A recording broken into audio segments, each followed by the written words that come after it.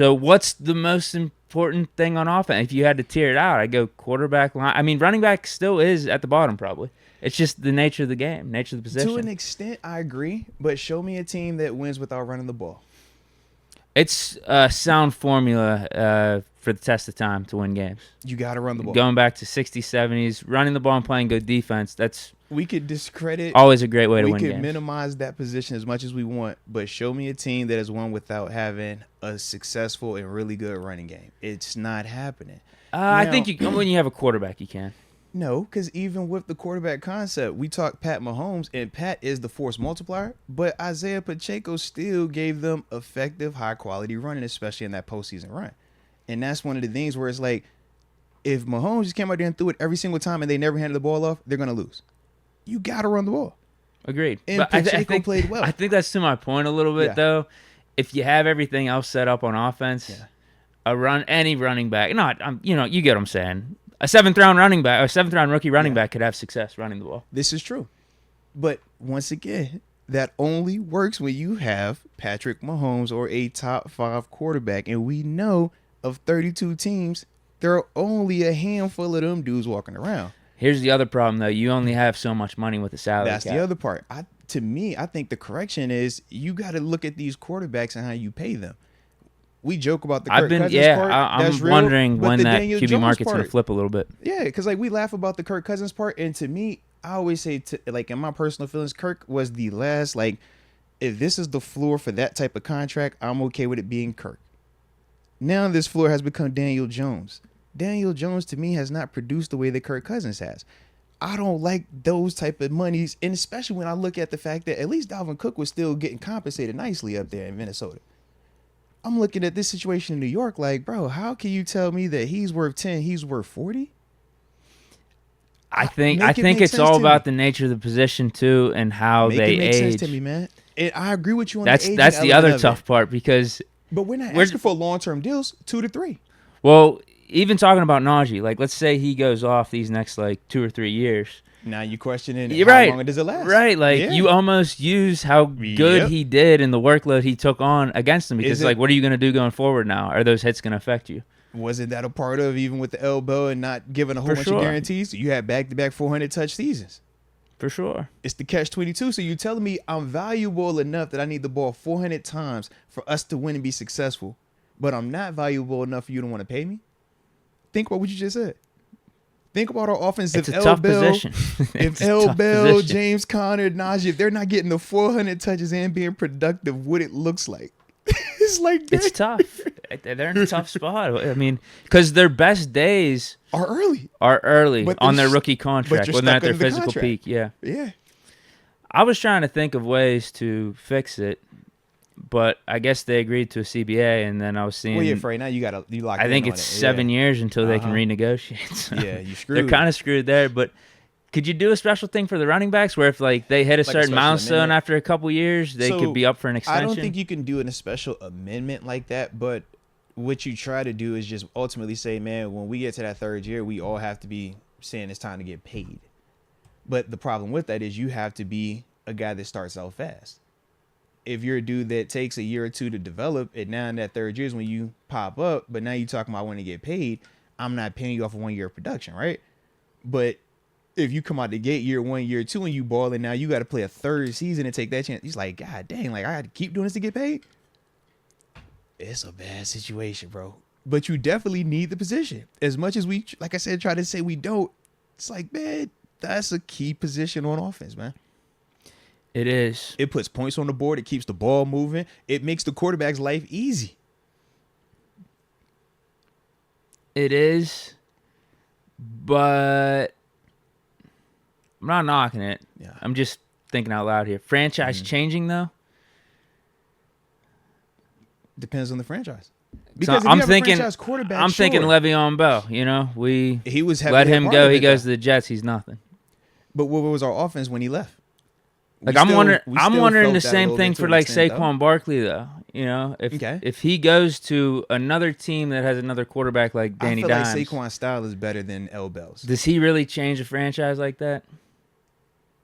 I think he's a major reason of why our franchise will be able to go back to a postseason. We just saw that in New York. If he's in Carolina this year, does he help Carolina win? I say yes. So they got Miles Sanders for 6. Mm-hmm. Miles Sanders is a good running back. He is. That's the question you got to ask. To what extent? Well, that is a good question, and that's something that How much do you want to pay? Right. Versus another position. If you could get Miles Sanders for like 6 a year versus Barkley for double digits, which would you prefer? Yeah. Miles Sanders behind that Eagles O-line and that Eagles system last year had a ton of yards. What do you have, like 1,200 yards on the ground? But then you ask yourself, what would have Saquon done behind that same offensive line? Yeah, I don't know. Does it look like L. Bell did? You catch my drift? Because I'm like, that's two different types of good. 1,200-yard rusher is good when you start talking the 16s and the freakiness and all that. You get what I'm saying, though? I mean, the Eagles still made it to the Super Bowl with a Miles Sanders. And it really just comes down to the quarterback. Like, is your quarterback confident? Yes and no, though, because once again, we talk of Hurts as potentially a what? Franchise caliber quarterback, potentially, right? I'd say he is. I give it to him. But either way, he's in that conversation. If you don't have the franchise caliber quarterback, that conversation is very different. But, okay, so hold on. Back to the salary cap thing, though. If I'm the Eagles, I'm paying my O-line before the running back. I'm paying those receivers before the running back. Okay. Because I feel like if I get a Miles Sanders in there versus Saquon Barkley, I don't know what the difference is going to – how big the difference is going to be if I have those surrounding pieces. Actually, maybe it could be to your point, but you only have a certain amount of salary cap. And then you also got to think about your defense. So I still, like, as I'm thinking through this, I would rank the running back the lowest on the hierarchy for importance of offensive position. So I keep going back to that. So then why give him the ball as much then? Hey, I don't know. No, because if the quarterback and the O-line and the receivers have that much importance, that much significance, why do we give the running back the ball? He should be out there to just block. You see what I'm saying? And that's the part, like, when I listen to some of these. There's a lot of them. There's a lot of them, though. But there's a lot of quality ones. There are. Like I said, but this is where I talked about at the beginning of franchise versus RB1. Miles Sanders to me is an RB1. Saquon to me is a franchise caliber running back. Agreed. I'm not looking at paying Miles Sanders 10, 12 million. That's not, to me, even in the concept. To me, I look at Miles Sanders as, like I said, RB1. Saquon, to me, gives me a lot more. Saquon and that Philly offense last year makes that Philly offense electrified, even more scarier. Like, how do I mess with this? We talked about how when we played Philly, we felt great against Philly, except the deep ball, right? And that's with the rushing attack. Now, we did good against Saquon, too. Now, Saquon and that Philly offense, I think it's a different combo. That's all I think. Because when you talk about the weapons they have, now granted, the salary cap is what makes it harder to do that. That's what I'm talking about. That's part of the parity and why the league is so competitive. Would you rather pay one of those receivers or pay an offensive lineman or two or one of your guys in defense or spend more on the running back? Yeah. Like make an upgrade from Miles Sanders to a Saquon Barkley. Yeah. I'd rather take those other players. Maybe the Miles Sanders convo, maybe he's not the right player because he's still a clear-cut RB1. Right, if you want to talk about a rookie or something. The arguments we talk about run-of-the-mill, anybody could come in here and replace these dudes. I don't agree with that. And we've talked about that in the past. We talked about that here. We talked about it with Tampa when they were struggling with the running game. We're like, if running backs are so easy, why can't anybody just come out here and do it? But then we see when an actual quality guy gets there, what it looks like. So let's see with the Eagles this year. Who do they have at their running back? DeAndre Swift. I would say that's a run-of-the-mill guy, though. Right now, yeah. And when you talk about his NFL career, because he didn't pan out with the Lions. I agree. So that's what they're thinking. Yeah. Okay, we could just get rid of Miles Sanders. So this would be a good opportunity to find out. Because if I had to bet money, I'd say he does. Does he match Miles Sanders' production, and does the Eagles' offense continue to produce the way that it did with Miles Sanders last year? Yeah. Okay. If I had to bet, I'd say yeah. Because they pretty much are bringing everyone back. Yeah, that's what I'm saying. Everything comes right back. DeAndre Swift, and then they got Rashad Penny, Kenneth Gainwell. Yeah. So, to me, everything is the same. It was a swap, right? Miles Sanders for whatchamacallit? DeAndre Swift. Yeah, DeAndre Swift. Yeah, I think this would be a good, Eagles offense really good should be example. fine. I don't think they'd be really missing a beat with Swift versus Sanders. And did they just sign Penny? Let's just say that group of running backs versus last year. Yeah. Mm-hmm. Yeah, that's going to be a test right there. Yeah. We've seen tests before too, like when we lost Bell, Connor came in Pro Bowl. Now I will say this: we did miss Le'Veon Bell. Like we noticed not having a franchise running back, and for me, it was mainly because of the ball security with Connor. Well, and I look at this Eagles situation right here, and I ask myself, is it going to be DeAndre Swift playing to the level of Miles Sanders to keep that offense as is, or is it going to have to take Jalen Hurts raising his level even more? Because I look at Mahomes at times, and I was like, Mahomes has clearly raised his level. He clearly could take it to a whole nother level, and he does every single time, even when other positions have struggled on his offense. He has been the guy who continues to elevate. Josh Allen, another guy, right? We've seen him at times. They haven't had a running back yet. Yeah, but he's been able to continue to elevate. But even now, it's like, okay, we've seen you have some mistakes at times because it's just hard to win like that each and every week. Joe Burrow, we've seen that. When it's just him. You need the running game. You know what I mean?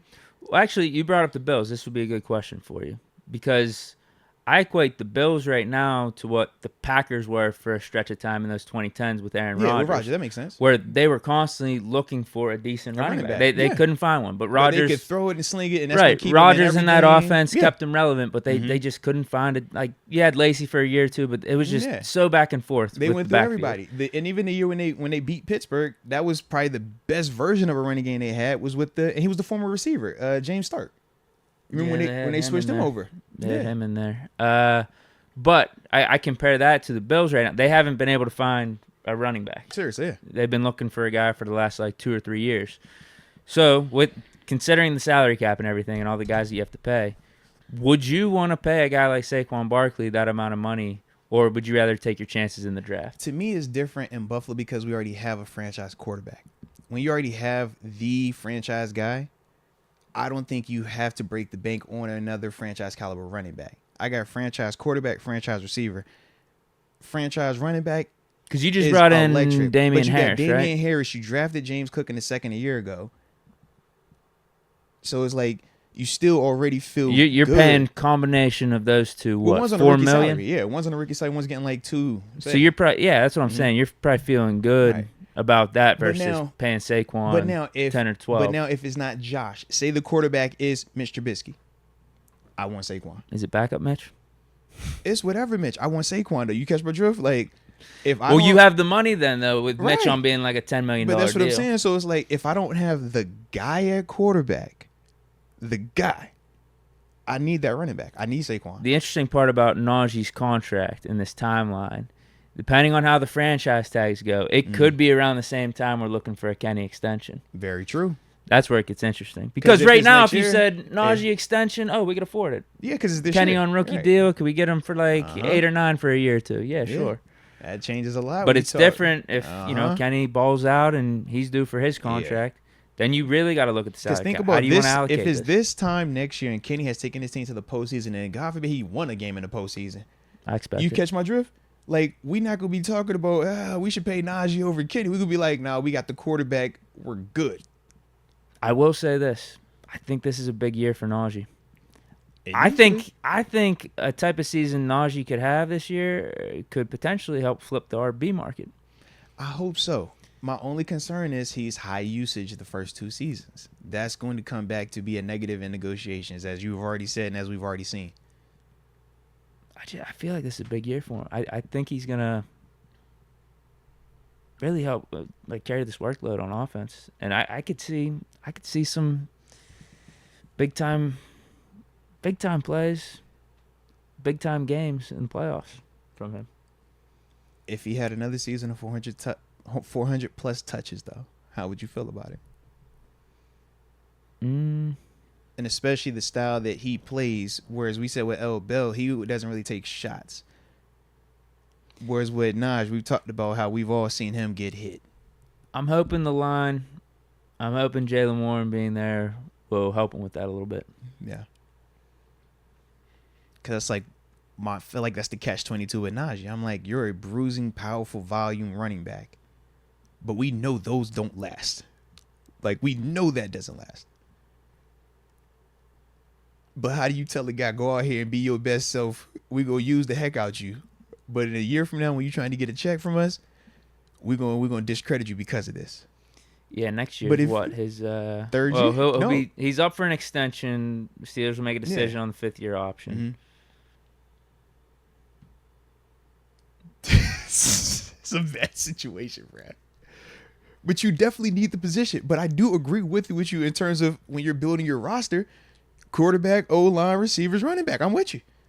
Yeah, I'd put even tight end over running back. But when it's time to play the game, you show me a team that doesn't hand that ball out to that running back a lot, that is successful. I don't see it. That Philly offense was predicated on run first, pass second. We talked about the Chiefs. Mahomes, he's going to light you up, but they still were able to do this with Pacheco. Yeah, Bengals can still run. Mixing. Ravens run. The Bills are trying to get to that. They're trying because they've right been now, too pass heavy. Or relying on Josh only as the runner. You're just putting way too much on one player. Yeah. Herbert. Yeah, they got a good running back in Eckler. Jaguars, Etienne had 1,000 yards last year. They matter. Gotta have a running game, man. Gotta have a running game. But I think we all,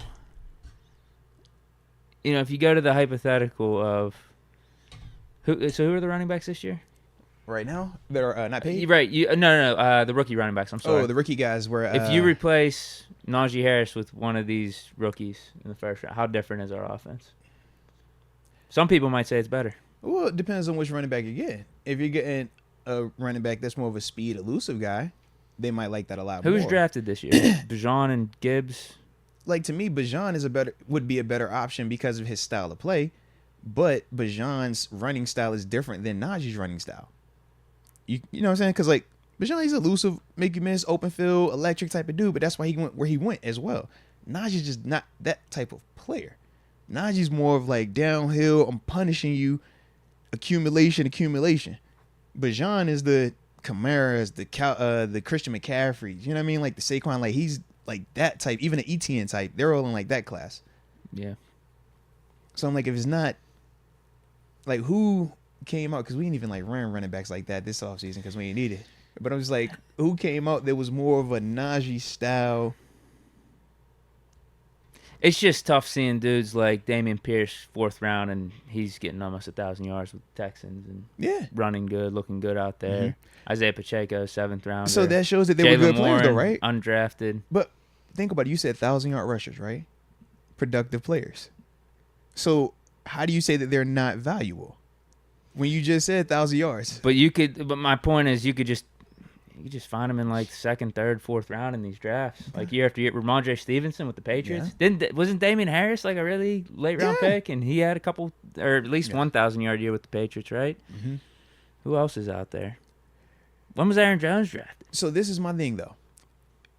We've seen it when L. Bell sat out. Obviously, Saquon tweeted about flirting with, man, do I just say F it and sit out? Do I just not show up to show you my worth? We can all agree, if running backs decided as a whole to prove a point, I'd like to see it. It'd be entertaining. It would very much be entertaining. I don't know if everybody could do it, but like that's one of the things, because you said you used to bring the XFL guys, but what if even they're like, nah, we're proving a point, because as a whole, that position has shown that we'll put Pickens back there. If you don't do what you're supposed to, if you're Pickens, why would you want to play running back? You clearly not gonna pay me there. I ain't doing that. But if it became to that, oh, you know who'd become really valuable then though is like the combo players like Cordell Patterson, a guy that would be willing to go running back, but can also play receiver. But think about Deebo Samuel. Deebo made him get paid like that. Would be the guy that you want, yeah, like a Deebo or a Tyreek Hill. Paid, though. Tyreek isn't a gadget guy. Tyreek's a receiver. No, but I'm saying if all the running backs left though, yeah, you might have to put him back there. But think about, we've named Deebo and Cordell Patterson. Those are two people. And even Deebo said, I'm not playing running back unless you're paying me like this. If Saquon was getting paid like how Deebo Samuel was getting paid, you think it'd be an issue right now? If Dalvin Cook got paid the way, if any of them running backs that are holding out right now are not signed the franchise tag, if they got paid the way that Deebo Samuel got paid, it would not be an issue. The problem is they didn't pay Deebo like a running back. They paid Deebo like a receiver. He's a receiver too. You catch my drift. But that's how you'd pay it too. Like if you had the hierarchy, you would pay Deebo more than Saquon. But Deebo would have set out though. Deebo would have set out if you just said he was only if you say he was only a running back, he would have set out, and that offense would have felt it. I just think that goes to show how organizations view the running backs. So, If you're a running back, then I think a running back, and we saw it with Bell. I keep saying we saw it with Bell, but we were cool with just letting him sit out. So just don't play running back. We'll go with man. When did Connor? You announced the pick, third round. Connor, yeah. Mm-hmm. Yeah, we'll take this third round pick and James Conner, and we'll see how he does. No, Connor could have the same. I could see the Giants do that. Who's the Cowboy? Maybe I could see the Cowboys. If Pollard sits out, they'll bring Zeke back on the cheap. Well, because this is one of my things. I'm just like, eventually, it either has to correct itself or somebody's going to have to take the hardball stance like how L. Bill did. It's like, where does it go from here? Does it become a one-person thing or does it become a all together? To me, I think unification is always stronger than a solo. L. Bill doing it as a solo doesn't help when a James Conner will step in for cheap labor. That's the whole argument. Cheap labor. So if the marquee guys sit out, but you say, oh, XFL guy come in here, you're killing the union. You're killing the movement. Because if you're willing to do it for $5, but I'm trying to make it so all of us can get $500, and you settling for this, we have no leverage. We have no strength. But if all of us together say, yo, we are not going to play this, grab a receiver, put him out there. Take that tight end that's more valuable, put him in the backfield. Take that O-line, put him back there. And all them dudes are saying the same thing. Bro, I'm not messing with that position. You don't pay it. That would change it. You would have to change it because you're not going to win without a running back. That's not happening. I agree. There's no chance. I agree because those XFL players together. will take the shot immediately. Everybody has to be together. That's the part. But the XFL is not in the union just yet, though. That's the other part. So if you are part of the union, and we've seen as a union where we have stood up to the walk out on the field, hold your ones up. All right, we ain't showing up to any of this. All right, guys, locker room, we're going to do this. So that's the convo. So when you hear, you don't think even backup running backs though would take their shot at it? But this is the only reason I'm saying it's not there right now. It's not. But this is like what it could grow to when you hear all the marquee running backs that were getting franchise tag on a group text saying, "What we got to work together to do this. We all got to put the tweets out at the same time together. All right, we all not going to sign this deal together. We're all not going to do this together." That's unification. So if they start doing it at the top, eventually it does start to trickle down. Because if I'm the guy and I'm telling you, bro, they're doing this to me and I'm nice. And you're like, bro, I'm trying to get to your level. And if they're not willing to pay you, if I come out here and just do it for free, essentially, what is that going to do if I actually do turn it to you? All I'm doing is just resetting the cycle.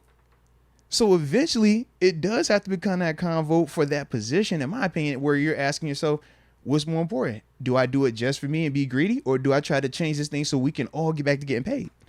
Because there was a time where running backs did get paid.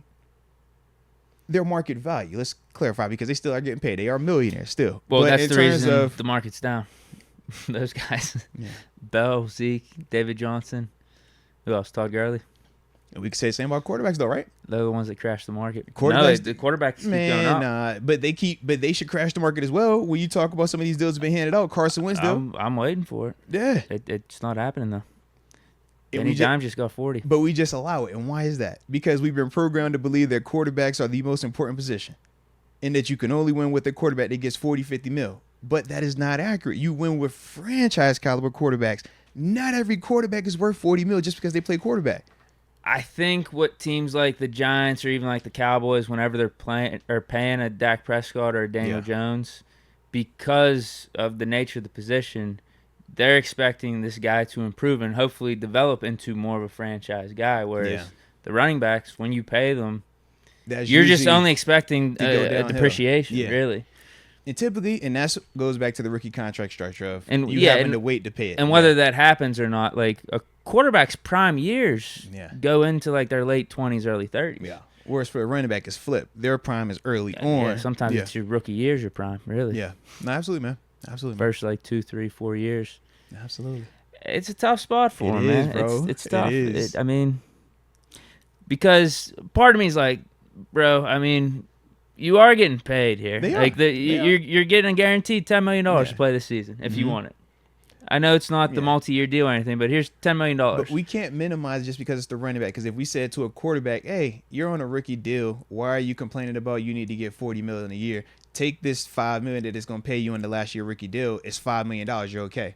We wouldn't be okay with that. We wouldn't think that that's normal or even acceptable. But with running depending backs, on the quarterback, they may have more leverage than a running back. But with the running back, we like, oh yeah, $10 million is still good money, man. Take that. And it's like $10 million when this quarterback who we define as average, or what would you define Daniel Jones as? Not good. Getting 40. And what do you define Saquon as?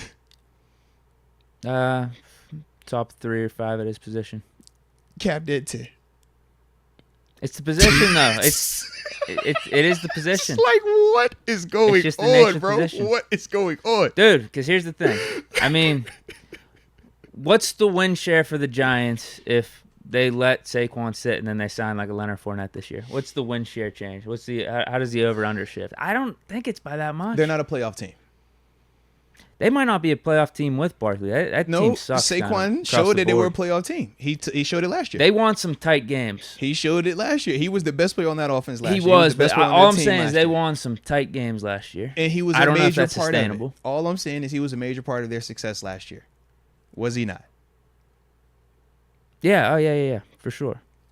So that's why I do feel like if you take him out and you just put Leonard in, I think Leonard's actually in New England right now, right? Yeah, that's why I thought of his. I saw his name in the news. But I'm like, if you put Leonard Fournette in there for Saquon, Leonard is not as good as Saquon is right now. I agree, but I don't know how much that affects the win totals, to be honest. I think it affects it a lot more because you put more pressure on Daniel Jones to be something that he's not. No different than what I'm anticipating happening with Minnesota, where you take Dalvin Cook out the equation and now say, Kirk, we want you to do even more. We want you to show that you can go to a whole nother level. You don't need that running back. It's like, no, this is stupid. You know what's about to happen here. I feel the same way about Josh Jacobs too. You take him out and you bring in a Fournette or who else? What other free agent? I know Dalvin Cook. He wouldn't be a good example because he's a top tier running back. Yeah. I'm just talking about maybe a guy that's in the top 15 or top 20, top 25. You throw him in that Raiders system. I don't know how different it is really. Okay. From a team standpoint, winning on a week-to-week basis. Like if you're looking at how much is a spread shifting based off the running back being out? So you think of it that way. I think of it on if I'm game planning against that team, I don't want to game plan against Josh Jacobs. Whereas if Josh is out there, I'm like, God, this is going to suck today. We got to actually work. If Leonard Fournette's out there, I'm like, I'm not tripping today.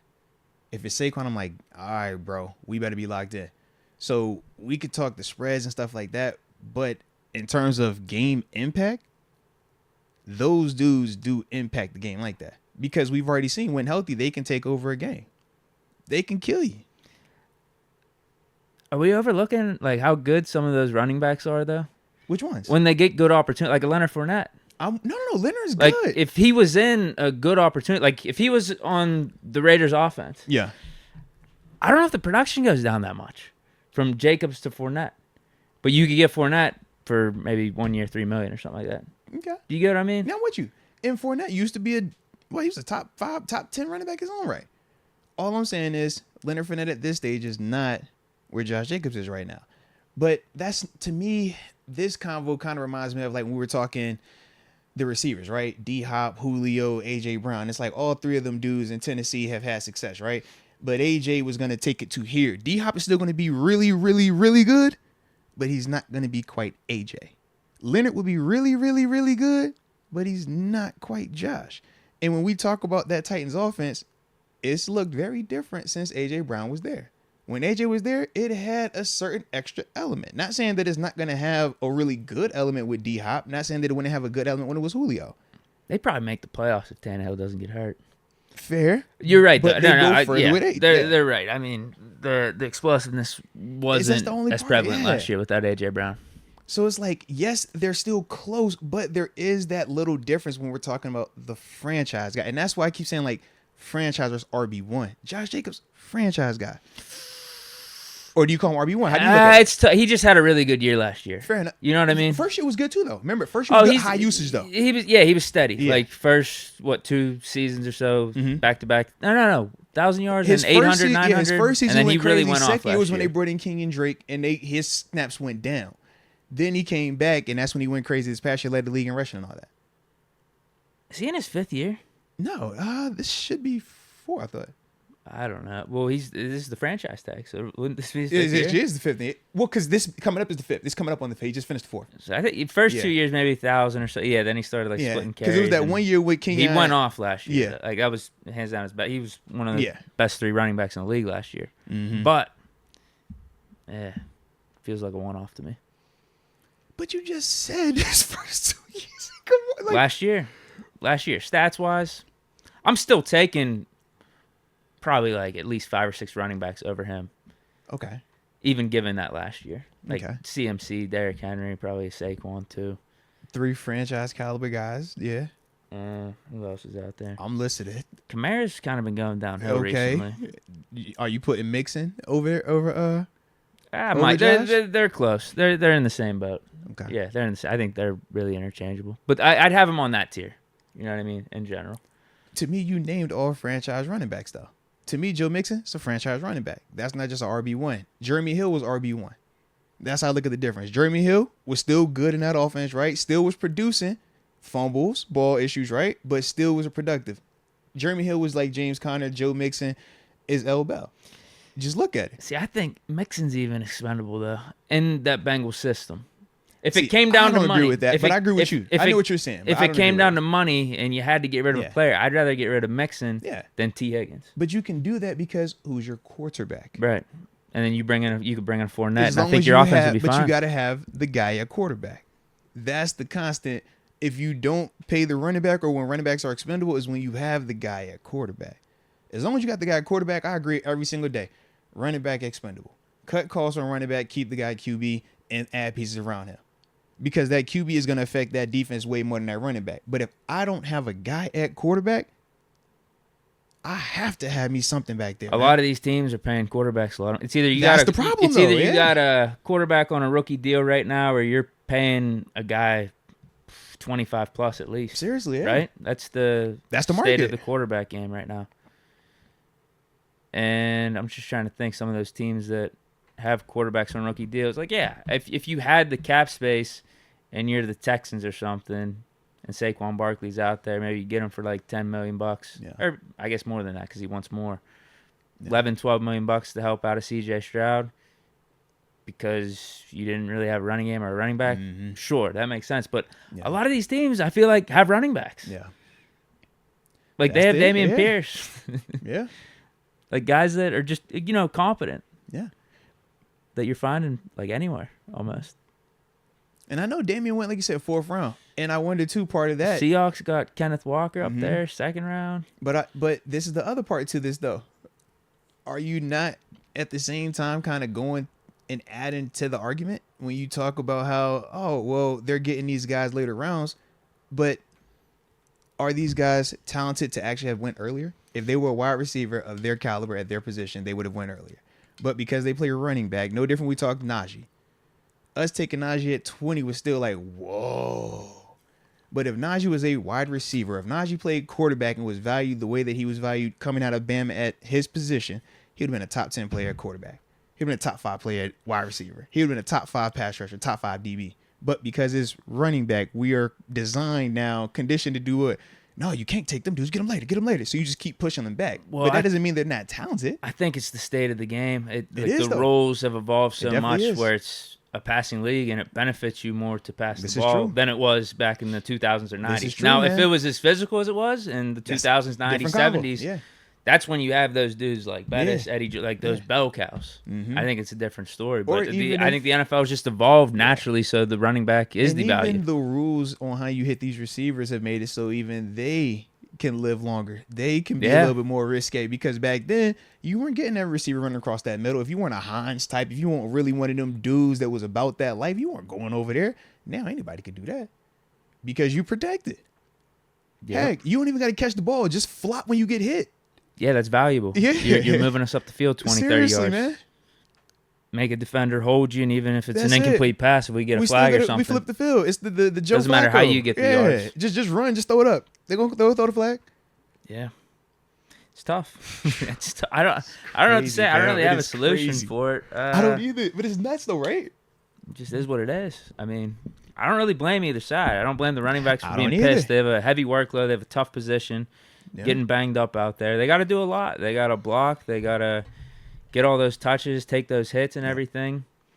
But then at the same time, I don't blame organizations, the owners, whoever's giving out these contracts because we've seen it so many times where you pay these running backs and it just doesn't work out. To me, bro, the running back position is kind of reminding me of like a custodian, bro. Underappreciated, but you need them. One of the hardest working people around. They clean up everything. They keep stuff sanitary. They open it up, close it up, do all this other stuff. But you're not paying the janitor like you paying the director or you paying the CEO. You're paying, this person. It's like, nah, shoot, you probably pay security more than you pay the janitor. But the janitor, he doing everything. I got that clean for you. I got this right for you. You need this setup. I got that setup for you. All right, we got this. Somebody can open the door. I can open the door too. I do all that. But they don't get paid like that in the hierarchy. But if you don't have anyone that dude can be there, the janitor. But if you have a bad janitor, you feel it though, right? Exactly. If you don't have a janitor to show up to work, you feel it though. If you got a guy like Fitzgerald Tucson fumbling the ball, hey, you yo, feel chill it. out. Don't do that, bro. Don't do that. Don't take shots at fist today. Fist the dog. Don't take shots at fist, bro. I had to. But it's like, but that's the day that I think of. I'm just like, but how do you answer it? Because I'm not about to sit here and say you should pay a janitor more, right? We're not saying that you should pay the janitor what you pay the manager. But at the same time, it's like, it's still highly valued. But that's what I think of the running back right now. Maybe Kenny will take a pay cut for Naji. We'll see. Yeah. I don't blame either side. Now, you were talking about running back being compared to a janitor. You know what position wasn't getting a lot of hype or love in the past?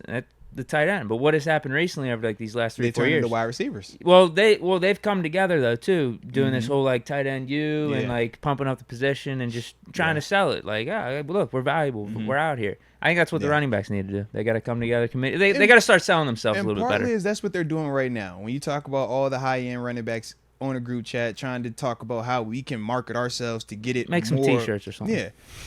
Well, and to start. I mean, it sounds stupid, but no, honestly though, the social media angle is the correct angle because we've seen the NFL reacts to what? Fan media pressure. When perception is not the best, they make changes. The only way you're going to get the fans on your side though is to be more vocal about it. Now, as athletes, we're typically conditioned to never complain. What these dudes are in the perform, they're in that class. But I'm just saying, like as athletes, you're usually conditioned to not complain, to not vocalize your issues, to not publicly talk about why we're not getting paid. But in this case, because of how far off the market has gotten, I do kind of feel like this is when you got to take them type of measures, where you do got to really put your foot down and let everybody know some of the griminess that goes on with it and let people know like, yo, this is still a highly valuable position, regardless of how they, in terms of the analytics, the front office wants to make you think. So now we can justify ourselves in terms of not paying you. Yeah, it's going to be a fight though, bro. That is definitely going to be a fight, man.